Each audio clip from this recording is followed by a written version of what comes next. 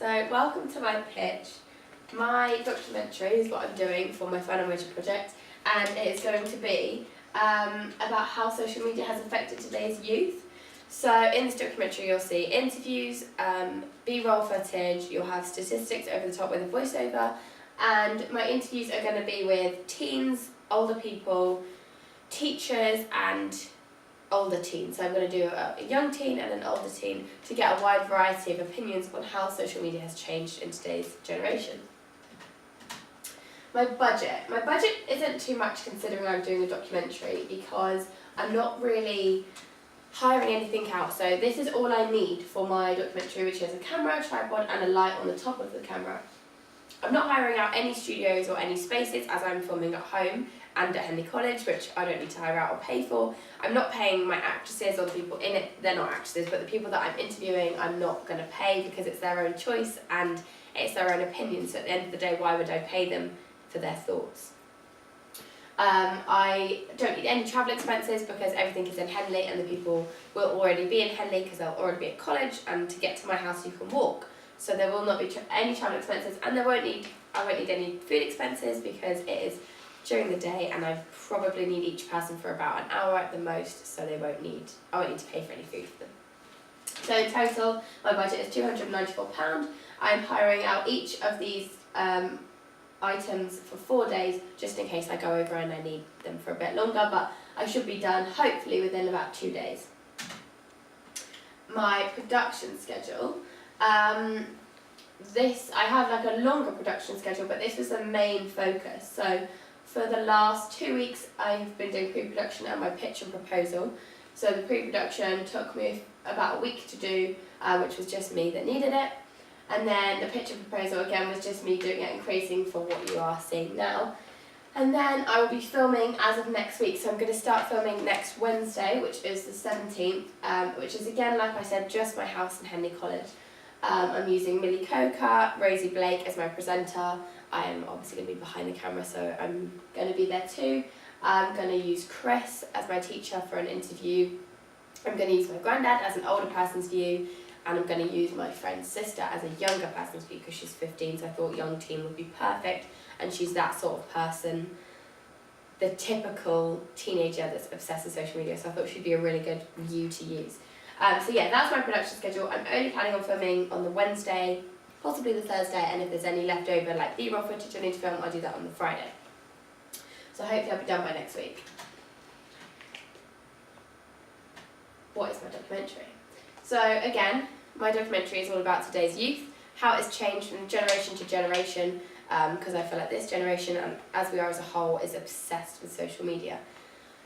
Whereas before, like our parents will always say to us how they weren't obsessed with social media, they were never on it, didn't even have phones, nothing like that. So that's what I want to focus on. I'm doing a lot of interviews, as you've probably guessed by now. I am doing a fair few because I want to get a majority view. Like every interview I'm using is a different age, so it's not like I'm repeating myself in any of the interviews because they're all going to have a different opinion. It's different because I'm using positive and negative sides of social media, so I'm not just going to slate social media and say all the negative things about it and why people should be so scared, because I know the older generation are quite scared of social media and how unprivate it is and how dangerous it can be, which yeah, it can, but at the same time it has so many pluses to it, which I think, brings people together, it creates memories. I think it's a positive thing as well, so I'm going to include both. That's why my documentary is different, and I think you should choose it because I'm going to show both sides and I'm not going to be biased. So my target audience, I did a survey a while back as to who my target audience are. So on the left you can see I asked what gender do you think the documentary will be aimed at, and the majority, like everyone, said it will be aimed at both, which I completely agree with. Obviously there's no specific gender.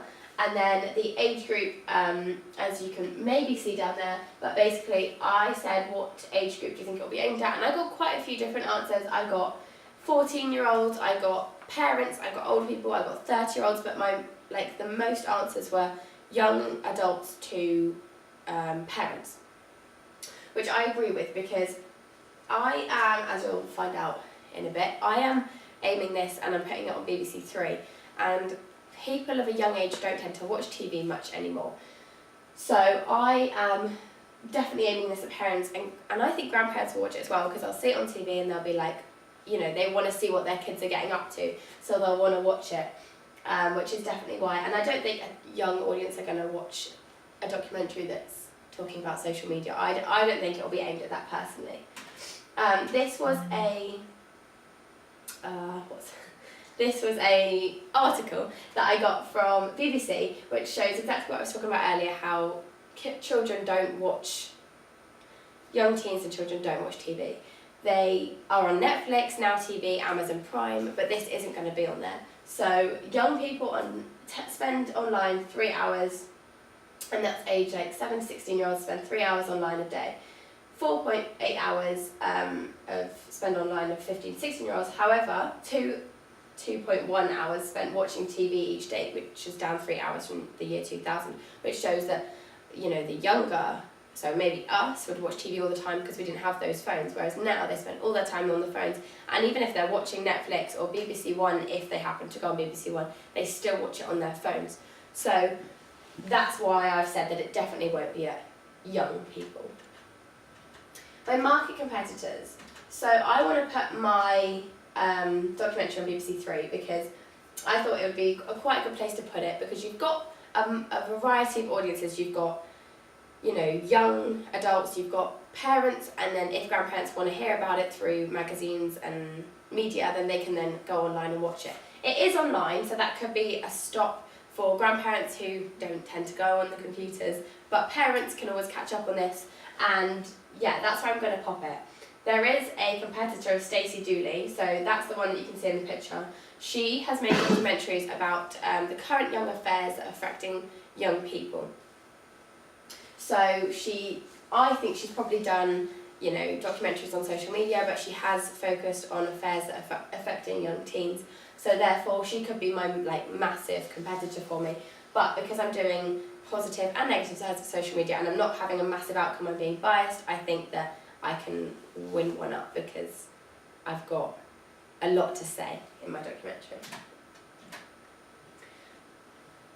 So this is what you can expect from my documentary. Like I said, interviews, Bureau footage, statistics and stories, and I've got a little snippet of what you can expect to see.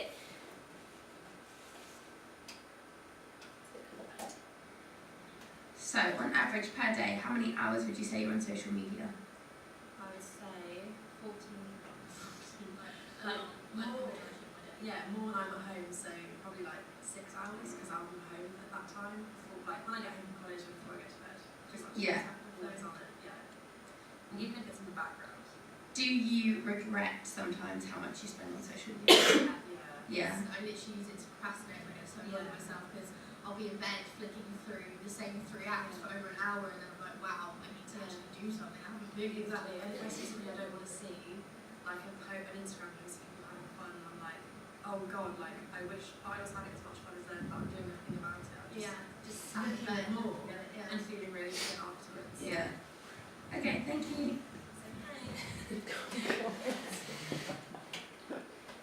So, thank you for listening. If you have any questions, now's the time.